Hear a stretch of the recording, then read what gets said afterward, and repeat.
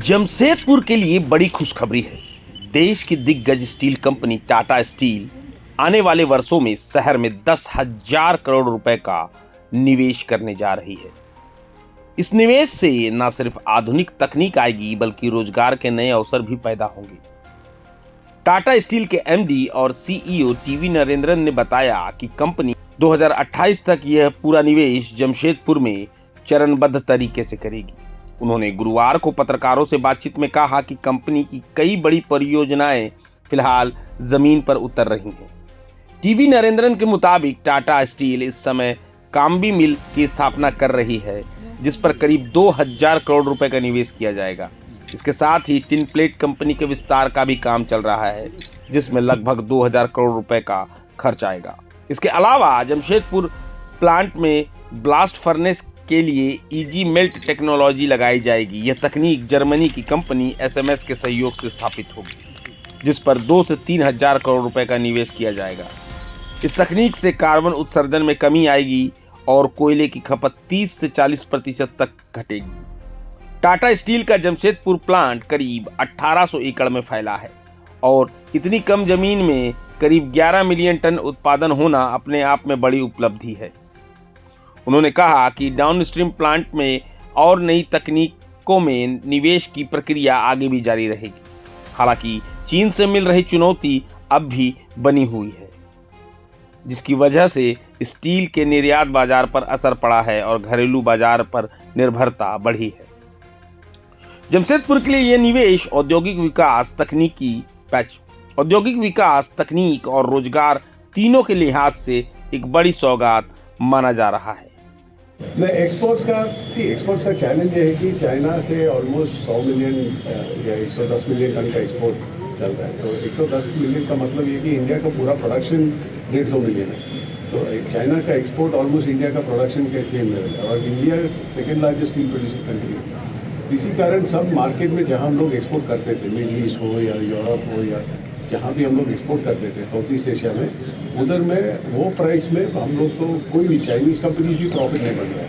तो बहुत लो प्राइस में वो लोग एक्सपोर्ट कर रहे हैं। तो वही प्रॉब्लम है एक्सपोर्ट। जॉब्स कैसे बनाएंगे हम लोग अगर इंडस्ट्री, लोकल मैन्युफैक्चरिंग इंडस्ट्री नहीं है? तो इसके लिए मैंने तो तैयारी आपको लगता है कि जॉब्स यहाँ पर ग्रोथ होंगे? सरकार की ओर से कुछ ऐसा लॉन्ग टर्म कुछ तैयारियां चल रही हैं? करेक्ट। सो सरकार की तरफ से जैसे अभी भी जो स्टील का सेफगार्ड ड्यूटी का नोटिफिकेशन आया, तो सरकार भी समझता है क्योंकि प्राइवेट सेक्टर इन्वेस्टमेंट में आप देखिए तो steel industry one of the highest है। बाकी इंडस्ट्री क्योंकि टाटा स्टील का ही 10-12 हज़ार करोड़ पर ईयर, बाकी लोग almost 50-60,000 crore per year industry का इन्वेस्टमेंट है। तो प्राइवेट सेक्टर इन्वेस्टमेंट जो गवर्नमेंट चाह रहा है वो आ रहा है स्टील इंडस्ट्री से, इसीलिए वो प्रोटेक्ट करने के लिए ये सेफगार्ड ड्यूटी देके आ रहा है। और इंफ्रास्ट्रक्चर पे जैसे गवर्नमेंट का अभी ऑलमोस्ट पिछले 5 साल में 3 टाइम्स इंक्रीज हुआ है, वो अच्छा है, वो सब अच्छा है इंडिया के लिए। सर, एआई और ऑटोमेशन का जॉब क्रिएशन पर क्या इम्पैक्ट है? नहीं, इस साल आपको लगता है जॉब क्रिएशन कितना हो पाएगा? पहला सवाल या टाटा स्टील के देश और टाटा स्टील दोनों, और दूसरा सर एक टाटा स्टील बोर्ड ने एक 1 मिलियन, जैसे आपने देखा कि ऑलमोस्ट 7% जीडीपी ग्रोथ में चल रहा है, वो अच्छा है देश के लिए।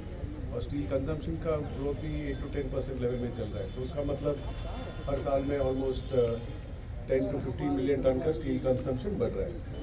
पर उसके साथ स्टील का प्रोडक्शन भी बढ़ रहा है। टाटा स्टील का भी देखिए तो कलिंगनगर में 5 मिलियन बढ़ गया, JSW, JSPL सबका तो बढ़ रहा है। तो और एक्सपोर्ट का मार्केट तो अभी तो नहीं है क्योंकि चाइना बहुत एग्रेसिव है एक्सपोर्ट मार्केट्स में। तो इसीलिए जब भी इंडिया में थोड़ा सप्लाई ज़्यादा होता है, प्राइस थोड़ा कम होते जाता है। इसीलिए हम लोग देख रहे हैं कि पिछले साल में 2025 में स्टील प्राइस जो है, हॉट रोल कॉइल का प्राइस ऑलमोस्ट 47,000 रुपीज़ पर थे। तो वो सबसे लोएस्ट पिछले 4-5 साल में लोएस्ट लेवल पर था। तो डिमांड अच्छा है पर उसका असर पड़ता है प्रॉफिटेबिलिटी में। और प्रॉफिटेबिलिटी भी इम्पॉर्टेंट है क्योंकि हम लोग इतना इन्वेस्ट कर रहे हैं। टाटा स्टील भी अब देखिए तो हर साल इंडिया में 12,000 करोड़ का कैपेक्स है। तो वो कैपेक्स इन्वेस्ट करने के लिए प्रॉफिटेबिलिटी का लेवल थोड़ा मिनिमम होना चाहिए, नहीं तो वो ग्रोथ में एक्सपैंड इन्वेस्ट नहीं कर पा रहा है। तो एक टैक्स देना है, तो इंडिया में भी उसका शुरुआत है। पर इंडिया आपको जानते हैं अभी के लिए इंडिया ने 2070 का नेट जीरो का टारगेट रखा है, बाकी देश में 2050 का रखा है। तो इसीलिए इंडिया में थोड़ा और टाइम है, पर फिर भी हमारे ख्याल में ये तो थोड़ा जल्दी ही हो जाएगा। प्रभातखबर.com, विश्वास विश्वास वही, रफ्तार नहीं।